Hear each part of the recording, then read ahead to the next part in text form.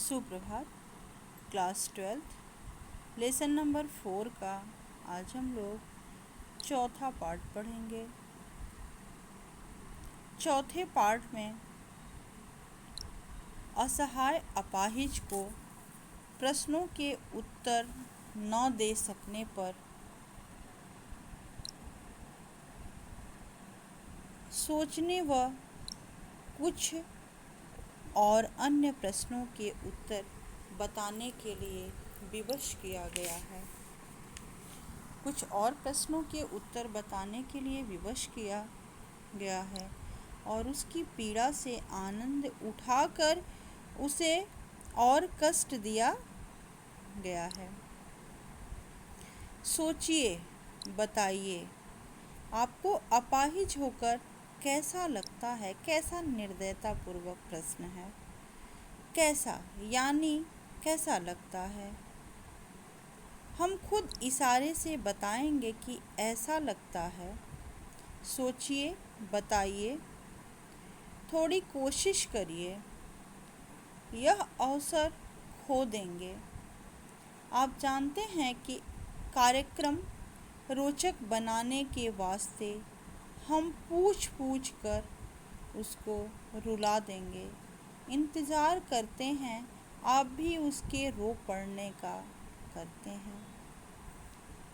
दूरदर्शन पर कार्यक्रम संयोजक द्वारा अपाहिज अर्थात असहाय व्यक्ति के साथ साक्षात्कार में पूछे गए प्रश्नों के उत्तर न मिलने पर वह उससे और प्रश्न पूछते हैं और उस व्यक्ति को यह सोचकर उन प्रश्नों के उत्तर देने के लिए कहते हैं कि उस अपाहिज के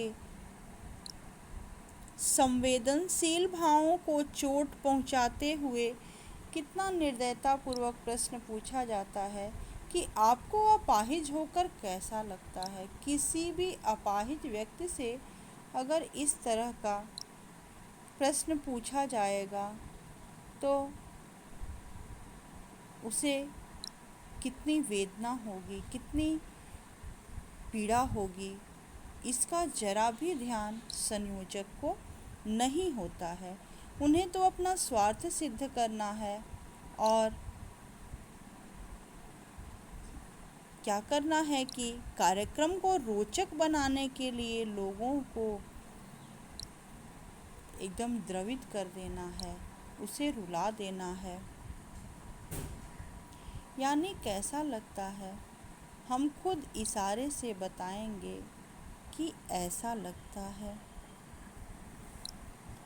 उसे अपाहिज का जीवन व्यतीत करते हुए कैसा महसूस होता है, वह अपने इस जीवन के बारे में कैसा विचार रखता है, अर्थात उसे अपने जीवन के दुखों का सामना करना संघर्षमयी, साहसपूर्ण लगता या कष्टकारी, लज्जापूर्ण लगता है। इनमें से कैसा लगता है? कार्यक्रम के प्रस्तुत करने वाले कुछ पीड़ाजनक या संघर्षमयी इशारों द्वारा उसको कुछ उत्तर स्पष्ट करने के लिए कहते हैं। उन्हें बार बार सोचकर और उनके दुखों के बारे में बताने के लिए कहते हैं कि सोचकर बताइए कि आपको अपाहिज होकर कैसा लगता है। उनको उनके दुख पीड़ा वाले जख्मों को याद करवाते हैं तथा उनको बताने का काम करेंगे। और कभी कहते हैं कि संयोजक उनको ये प्रश्न जो उनकी भावनाओं को चोट पहुंचाते हैं बार बार पूछकर उनको रोने पर मजबूर कर देंगे। अर्थात कार्यक्रम प्रस्तुत करने वालों का मुख्य उद्देश्य अपने स्वार्थ को सिद्ध करना है। वह चाहते हैं कि उनके कार्यक्रम को ज़्यादा से ज़्यादा जगह देखा जाए, कार्यक्रम में रोचकता बन सके, चाहे इसके लिए उसे किसी कमज़ोर असहाय व्यक्ति की भावनाओं से कितना भी खेलना पड़े, चाहे किसी को कितना दुख पहुंचाना पड़े, उन पर उसका कोई फ़र्क नहीं पड़ता।